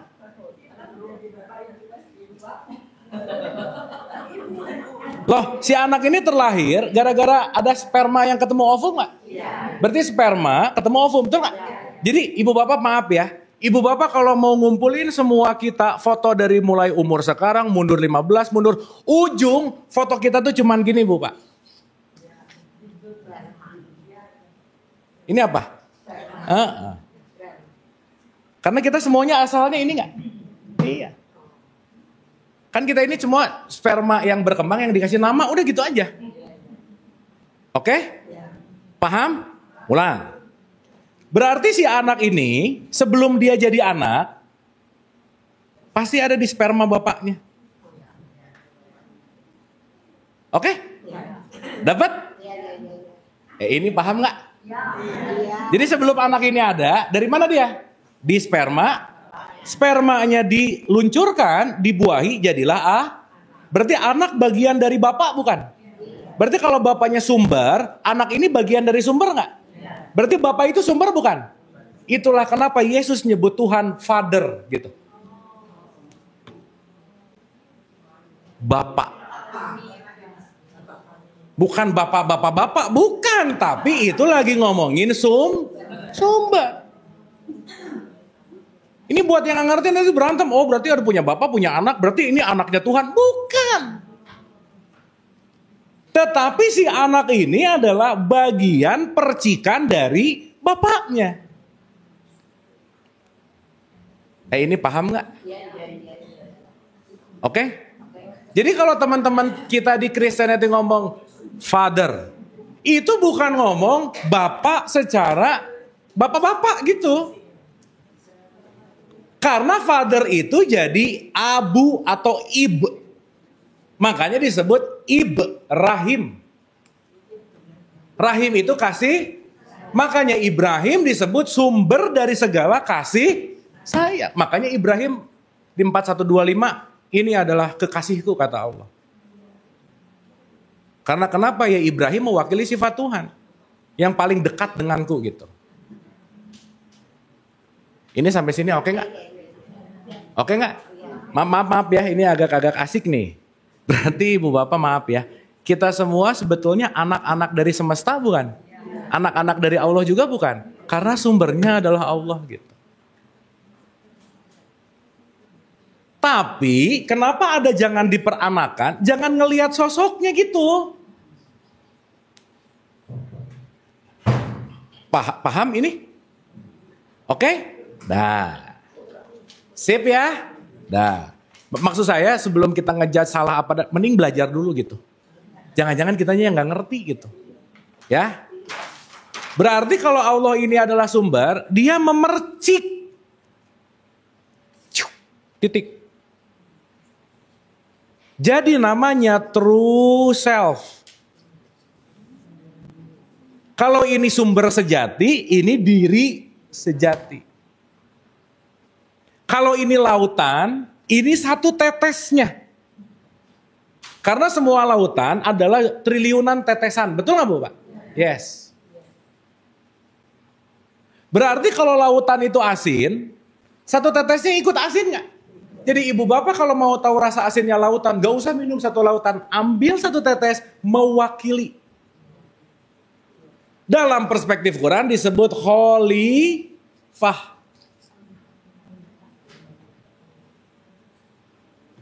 Sampai sini oke? Sip? Dapat? Berarti mohon maaf, kita semua ini tetesan dari sumber yang sama nggak? Ya terus kenapa pada berantem sih gitu? Berarti kalau orang yang berantem dan gak ngerti ini, kalau true self itu adalah diri, berarti banyak orang hari ini lupa diri. Sampai sini oke? Sampai sini oke? Nah, kelak inilah yang disebut ruh. Jadi kalau dalam perspektif tiga fakir, true source itu disebut aku satu. Ruh itu disebut aku dua. Nah begitu ditiupkan ruh, kita datang ke dunia, diberi panca indera, masuk informasi nggak? Akhirnya dikasih identitas nggak? Berarti kita dipalsukan nggak dari kesejatian kita? Dikasihlah jiwa. Di mana isinya pikiran, perasaan, emosi, di mana jiwa, ruh dan ini semua dibungkus dalam jasad. Maka jiwa aku 3, jasad aku 4.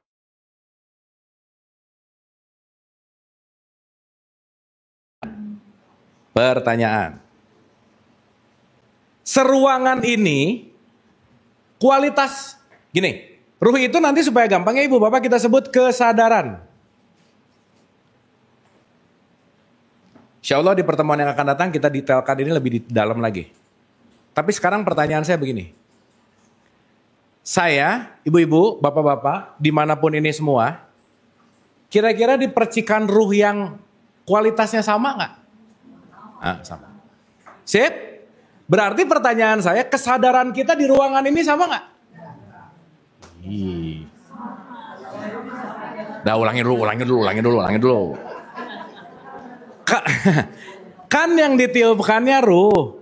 Yang ditiupkan ruh itu namanya kesadaran. Kualitas kesadaran ini kualitasnya sama nggak? Berarti di dalam ruh ada petunjuk nggak? Ada guidance manual book nggak? Maka di surat 42 ayat 52 ruh juga disebut Quran. Maka Quran itu udah dikasih.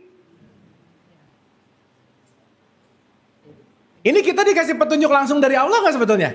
Dicicil nggak? Nggak, langsung deblok. Berarti kita sekarang hari ini lagi belajar sesuatu yang udah ada atau belum ada? Udah ada, cuman ketutup. Paham? Oke sampai sini? Pertanyaan. Berarti seruangan ini kesadarannya sama nggak? Sama. Yang beda kualitas jiwanya. Salah satu kualitas jiwa apa sih Bu Pak? Satu, di ruangan ini yang beda tingkat pelitnya. Udah gitu aja. Tingkat pelit beda, tingkat marah beda, tingkat benci beda, tingkat julid beda. Itu yang membedakan kenapa sih kesadaran yang tunggal ini nggak kelihatan. Kenapa? Karena jiwanya kotor gitu.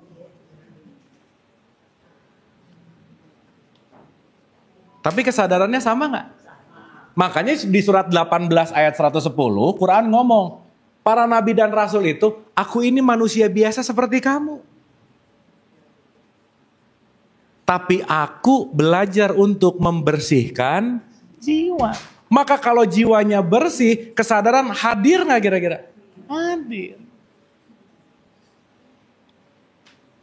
Makanya di antara semua, kalau ke dokter nggak ada, dok aku tuh kayaknya sakit ruh deh. Nggak ada, yang ada sakit jiwa. Betul nggak? Berarti seruangan ini yang beda kualitas apanya? Jiwanya. Tapi ruhnya sama nggak?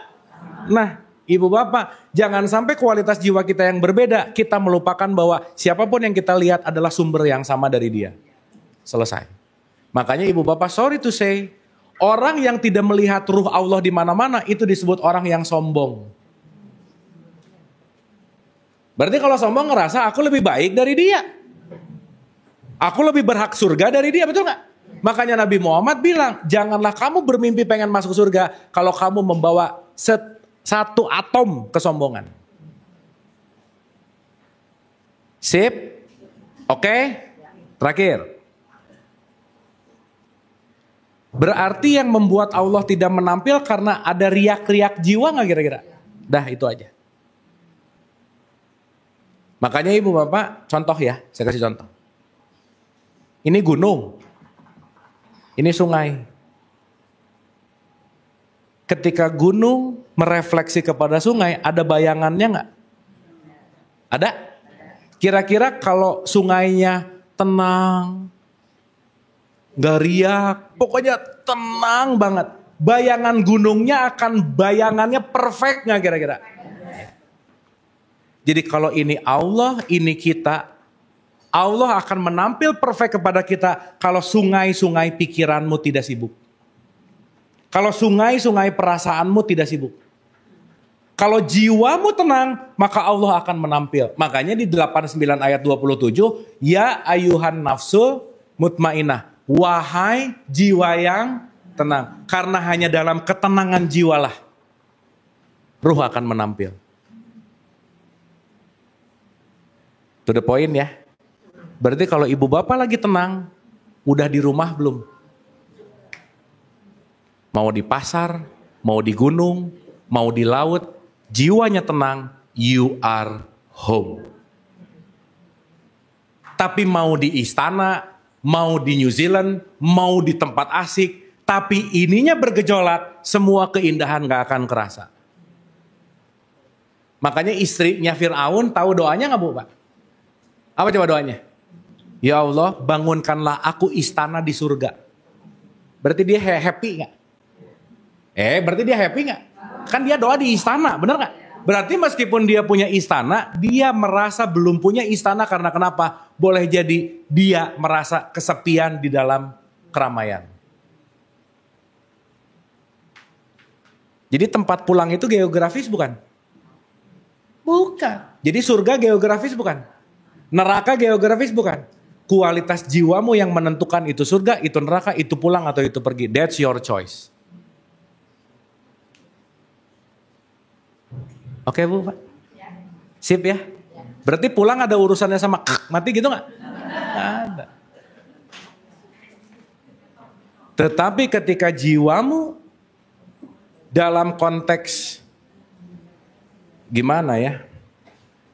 Jiwamu dalam konteks tidak tenang, maka kamu akan masuk ke dalam konteks yang namanya terjebak dalam jiwa yang chaos gitu. Sampai sini oke Ibu Bapak? Oke ya, ntar ya.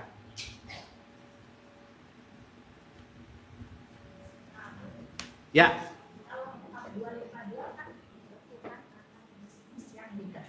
Iya. Oke, ini ada pertanyaan bagus. Allah memilih siapa yang dia kehendaki, betul nggak? Betul nggak? Pertanyaan saya, kalau Allah mau menghendaki kita, pertama yang harus menghendaki siapanya dulu? Kitanya. Contoh, gejolak pikiran ibu bapak, mau sibuk atau enggak, yang menentukan siapa? Kita. Allah nggak bisa nolong loh untuk ibu bapak jadi tenang. Betul nggak? Saya mau pinjam pakai perspektif Rumi ini Bu Pak. Wah ini keren banget Bu Pak. Ibu bapak kita tahu bahwa ada satu statement, kasih sayang Allah selalu mendahului murkanya. Allah tuh sayang banget, wah nggak ada batasannya aja, melebihi sayangnya ibu kepada anaknya. Jadi tuh Allah, gimana sih Allah pengen ruh ini kembali? Nggak mungkin Allah tuh benci sama kita tuh nggak mungkin. Cuman kamunya bandel aja sih gitu. Maka dengan demikian Allah membuat satu skema. Wahai semua hamba-hambaku, aku tahu kalau kamu mau menggapai aku di tempat yang tinggi, kamu akan kelelahan dan jaraknya jauh banget. Maka atas dasar kasih sayangku, kalau kamu mau menyatu denganku, kamu naik ke tengah dan aku akan turun ke tengah dan kita ketemu di tengah. Pertanyaannya ibu bapak, gimana mau ketemu di tengah, kitanya nggak ada usaha gitu kira-kira. Gimana mau dikehendaki, kitanya nggak ada sesuatu yang mau dilakukan. Makanya bahasa gampangnya, lakukan 20% yang kamu lakukan, sisanya aku deh kata Allah. Karena andai kata spidol ini adalah kotoran-kotoran hati kita, yang Allah tuh nunggu banget ibu bapak. Ya, ibu bapak tahu nggak? Gimana ya? Asmaul Husna yang paling terakhir apa sih? Sabar. Allah tuh sabar banget nunggu kita pulang gitu loh. Ini kapannya ngertinya gitu. Dia nunggu terus. Ini kapan sih mau berpaling atau mau kembali ke aku gitu. Dia nunggu. Berarti dengan semua kasih sayangnya, dia hanya sedang menunggu kita terbuka. Karena kalaupun semua luka-luka batin kita, luka-luka jiwa kita, kotoran-kotoran semua kita tutup terus, kekuatan Allah tidak akan bisa membersihkan selama kita mau membuka, membiarkan kasih sayang Allah yang membersihkan. Nah, proses membuka inilah, itulah yang disebut yang dikehendaki. Ibu bapak maaf ya, kita nggak punya kuasa untuk membersihkan hati kita. Hanya kasih sayang Allah yang bisa membersihkan hati kita. Tapi kalau kitanya nggak terbuka, kasih sayangnya nggak akan ngebersihin kita gitu. Jadi kalau di Ar-Rahman lagi, kamu tuh nikmat mana sih? Kamu cuma disuruh 20% doang. 80%-nya aku udah berjalan ke kamu. Maka ada satu statement, kalau kamu berjalan kepadaku, aku akan berlari kepadamu. Betul nggak Bu Pak? Berarti inisiatif Allah untuk menyayangi kita lebih besar terus nggak kira-kira? Cuman kitanya, nggak kita sih ibu bapak aja ya, saya emang nggak soalnya. Cuman si hamba-hambanya nggak sadar. Dan di situ kita akan menyadari bahwa Allah Maha Kasih Sayang. Bukan rajanya kasih sayang, tetapi kasih sayang yang meraja. Malik Yaumiddin. Jadi ketika kita mulai ngerti ini Bu Bapak, dari tadi tuh saya cuma pengen bilang satu aja. Alat untuk membuat jiwa kita tenang hanyalah melakukan hening. Dah gak ada lagi. Sesaat kita jarang menghening, pasti riaknya akan besar. Ibu Bapak kalau ini gelombangnya besar, gambarnya jadi jelek gak? Iya ini gambar apa sih gak jelas, betul gak? Makanya dalam tradisi Christianity kita disebut Imago Dei, the image of God. Secitra dengan Tuhan. Berarti kalau secitra, dia dan kita tuh bayangannya dia aja sih. Maka ibu bapak kalau bercermin, dan ada orang ngelihat dari luar, nggak tahu mana yang asli mana yang palsu, betul nggak Bu Pak? Tapi kalau cerminnya kotor, bahkan wajah kita sendiri nggak kelihatan. Maka jiwa adalah cermin itu apakah kotor atau tidak, sehingga menampilnya Tuhan tergantung dari cermin jiwa kita. Dan cermin nggak bisa bersih kalau kita jarang menghening. Makanya di dalam tradisi Islam, sehari 5 kali disuruh hening. Namanya sholat. Berarti si riak-riak air ini penting untuk ditenangkan nggak? Kalau kita masih di dalam air, kalau airnya bergejolak, kita gitu nggak kira-kira? Maka itulah kenapa Isa atau Yesus berjalan di atas air. Dia udah nggak ngikutin gelombangnya, mau gelombang naik turun, it's fine. Kenapa? Aku udah di atas air kok. Karena Isa itu adalah Rohul Kudus itu bagian dari Tuhan. Itulah yang disebut welas asih. Maka Musa bisa membelah lautan. Ya bukan dongeng kan tongkat, nggak gitulah. Itu kan dongeng anak TK. Tetapi Musa tahu petunjuk, maka ketika dia membelah lautan, gelombangnya udah ngasih kanan dan kiri, saya punya jalan. Tenang dia melakukan itu. Karena apa? Riak-riak lautan sudah tidak mengganggu dia gitu kira-kira. Oke Bu, Pak? Sip ya?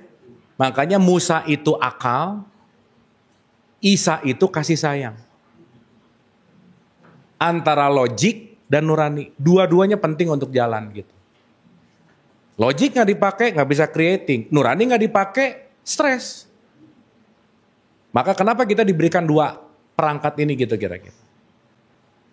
Ya, tapi menjawab pertanyaan tadi, intinya ketika kita bermain dalam nurani, ada satu poin yang penting bisa kita rasakan adalah tenang, damai, dan bahagia. Selesai. Karena produk pikiran, jadi banyak sih uangnya, tapi hidupnya nggak tenang. Nah maka nanti kita akan benar-benar penting untuk memutuskan apakah datang dari aku 3, atau dari aku 2, atau bahkan dari aku 1. Nah ketika kita aware, ketika kita waspada, ketika kita takwa, kita akan sadar, aduh ini aku 3 nih. Datang dari mana? Pikiran, perasaan, emosi. Inilah nanti yang disebut ego. Makanya kita semua perlu puasa. Makanya di semua agama ada puasa, sholat. Meskipun caranya beda-beda. Tapi intinya cuma satu, menenangkan jiwa. Sip ya? Oke Ibu Bapak? Dah, ini super paling terakhir. Ibu Bapak kacamatanya boleh dilepas, duduknya nyaman. Yuk kita latihan.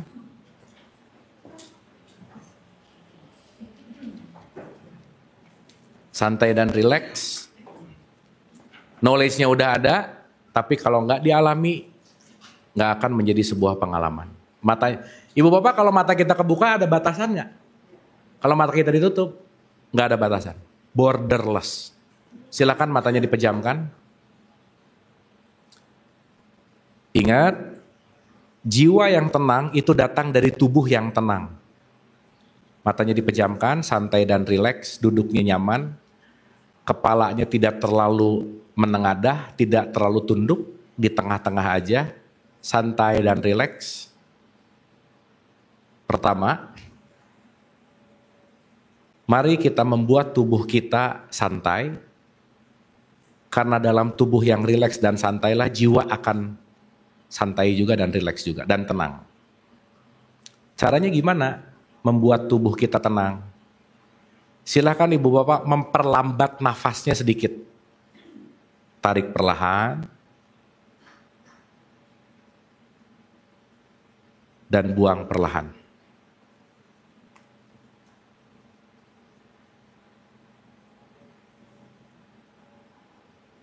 Tarik lagi lebih lambat. Tahan sebentar. Dan buang pun lebih lambat. Silakan ulangi beberapa kali. Sesaat kita melambatkan nafas, kita sedang memberikan kode ke tubuh kita bahwa I am okay.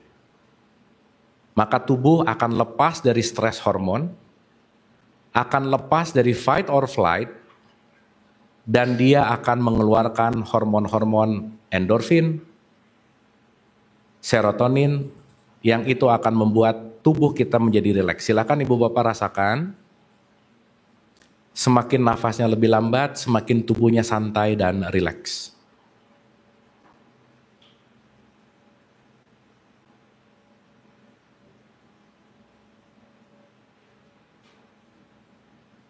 Dan hal yang paling penting per saat ini adalah biarkan pendengaran ibu bapak mendengarkan apa yang dia mau, tidak perlu dinilai, tidak perlu dianalisa, hanya dengarkan semua sebagai suara.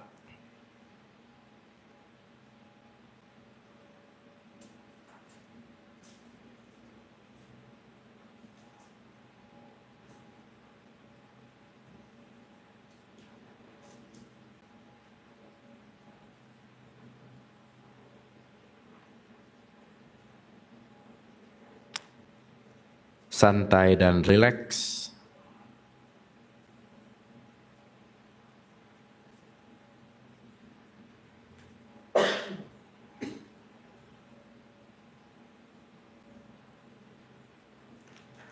Ketika pikiran mulai hadir, karena pikiran paling gak suka di momen ini, dia akan menawarkan kita untuk ke masa depan dan ke masa lalu.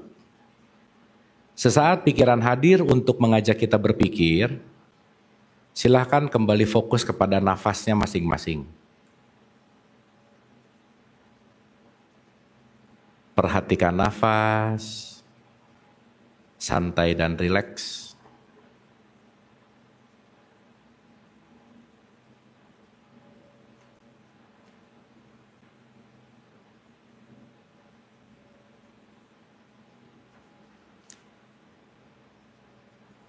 Tidak perlu dipikir, tidak perlu dianalisa. Niatkan saja, silahkan untuk melepas semua yang masih dipegang. Melepas yang masih digenggam, lepasin aja. Letting go. Lepas. Lepas. Lepas. Lepas. Lepas. Lepas. Lepas. Kita nggak tahu apa itu lepasnya, bagaimana lepasnya, niatkan saja. Biarkan kasih sayang Allah membantu. Kita hanya bersaksi dan tidak mengapa-ngapa. Dan bersedia.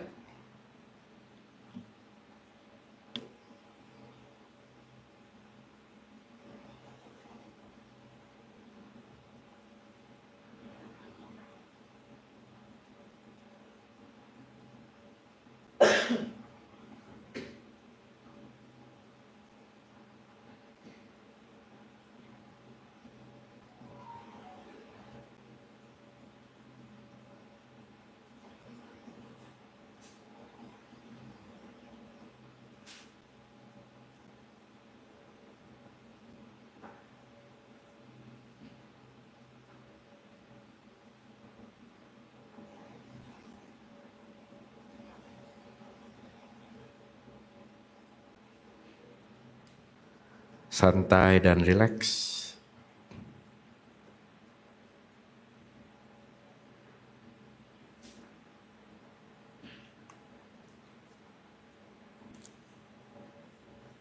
Istirahatlah sejenak Ibu dan Bapak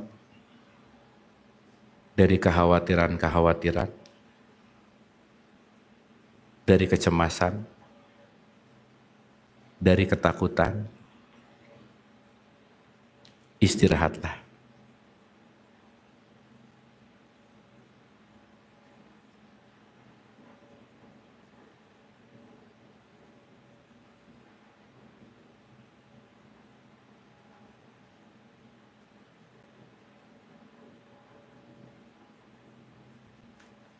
Santai dan rileks.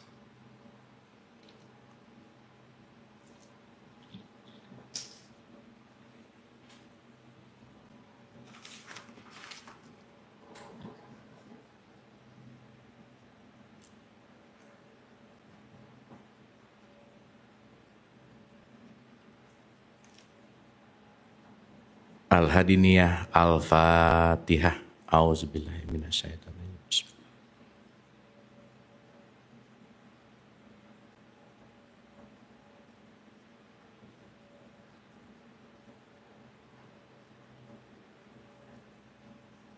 Allahumma rabbik firli wali walidayya warhamhuma kama rabbayani shaghira.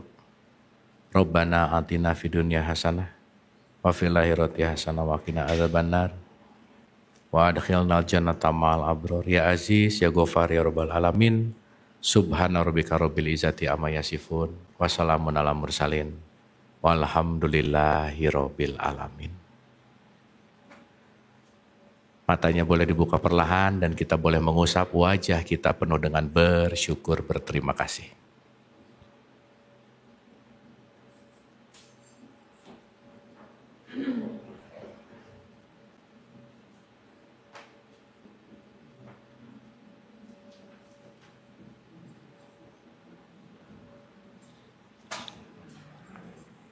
Terima kasih. Kita boleh tepuk tangan untuk kita semua Ibu Bapak, hatur nuhun. Semoga ada sesuatu yang bisa kita ambil. Dan Ibu Bapak alangkah baiknya kalau latihan hening rutin dan rajin setiap hari. 5 menit, 3 menit, diam, santai, rileks, udah. Ya, pokoknya tanpa latihan kita nggak akan terlatih gitu kira-kira. Ada pertanyaan Ibu Bapak sebelum udahan? Cukup ya? Ibu Bapak ini kan rekamannya ada. Sebelum pertemuan, kita libur setahun ya berarti ya? Enggak ada yang Desember ya? Ya Januari. Ya setahun ya kita libur Ibu Bapak. Nanti tolong ditonton lagi karena next pertemuan kita akan lanjutkan pembahasan ke esensial yang aku 1, 2, 3, 4, dan 5 dan seterusnya. Hatur nuhun, mohon maaf lahir dan batin. Wabillahi taufiq wal hidayah. Assalamualaikum warahmatullahi wabarakatuh. Saya kembalikan ke Ibu Winnie. Mangga. Boleh tepuk tangan buat MC-nya Ibu Bapak. MC jangan tepuk tangan. Jangan dong. Dengan mengucapkan syukur alhamdulillah selesailah sudah kajian kita. Tentunya sangat berguna untuk kita semuanya. Dan terima kasih Nanda Abu yang sudah hadir di sini. Dan kita ketemu lagi tahun depan ya. Tahun depan. Ya.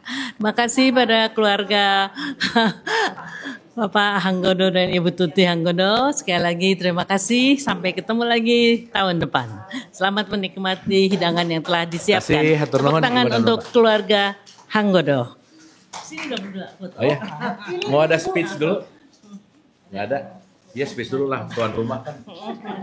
Apa ya? Ya terima kasih dengan tempat yang sangat terbatas tapi semangat belajarnya itu yang salut. Dan saya punya anggota baru, Ibu Endang adalah apa namanya Pak Endang? Ibu RT yang sangat energik, sangat aktif di rumahnya seperti kita di Palem yang menyediakan apapun kegiatan. Nah beliau ini mengundang kita, kita 2 minggu sekali ya Bu Endang ya, sama Kang Iip. Begitu saya bilang, Abu Marlo. Nah beliau mengundang kita, maksudnya bersedia untuk di rumahnya. Karena lebih leluasa lah ya. Ya Mbak Endang ya. Jadi saya bilang, monggo next time ganti-ganti. Tapi di Menteng Presiden juga. Jadi Ibu Endang itu memang kegiatannya samalah kegiatan di Palem dengan ada nyanyi, ada line dance, ada pengajian ya Bu ya. Gitu. Apa aja. Ya terima kasih sebelumnya ya. Betul. Jadi sudah kenal sama Bapak. Terima kasih. Sekarang silahkan make it simple. Jadi maamnya di box aja ya. Oh iya Bang Abu. Berbagi aja. Tadi kan Abu ngajarin hening ya. Kalau saya memang nggak tahu ya Bu, salah nggak ya kalau saya itu merasakannya mungkin karena kalau sholat itu adalah dari dulu adalah seperti dogma solo kewajiban. Jadi habis sholat tuh selalu saya istilahnya hening, saya bermeditasi. Saya belajarnya tidak usah mengharapkan apa-apa, hanya keluar masuk nafas. Tadi Bu Tina bilang, aduh ngantuk. Tapi itu ternyata emang harus latihan Tina tadi. Jadi akhirnya saya pun juga kayak Abu, berapa jam, setengah jam. Alhamdulillah udah bisa sejam. Dan itu ternyata enak menenangkan hatinya. Ibu Bapak, kalau Ibu Bapak lagi meditasi ngantuk, berarti Ibu Bapak waktu tidur itu kurang istirahat. Ya, karena bobo belum tentu istirahat. Makanya begitu nemu suasana yang santai pasti bawaannya pengen bobo. Nggak apa-apa. Awal-awalnya memang pasti ngantuk dulu karena kenapa? Karena kita perlu resting. Nah nanti pelan-pelan dengan latihan kita akan dapat sesuatu di situ. Ya nanti kita bahas tahun depan insya Allah. Hatur nuhun, terima kasih Ibu Bapak.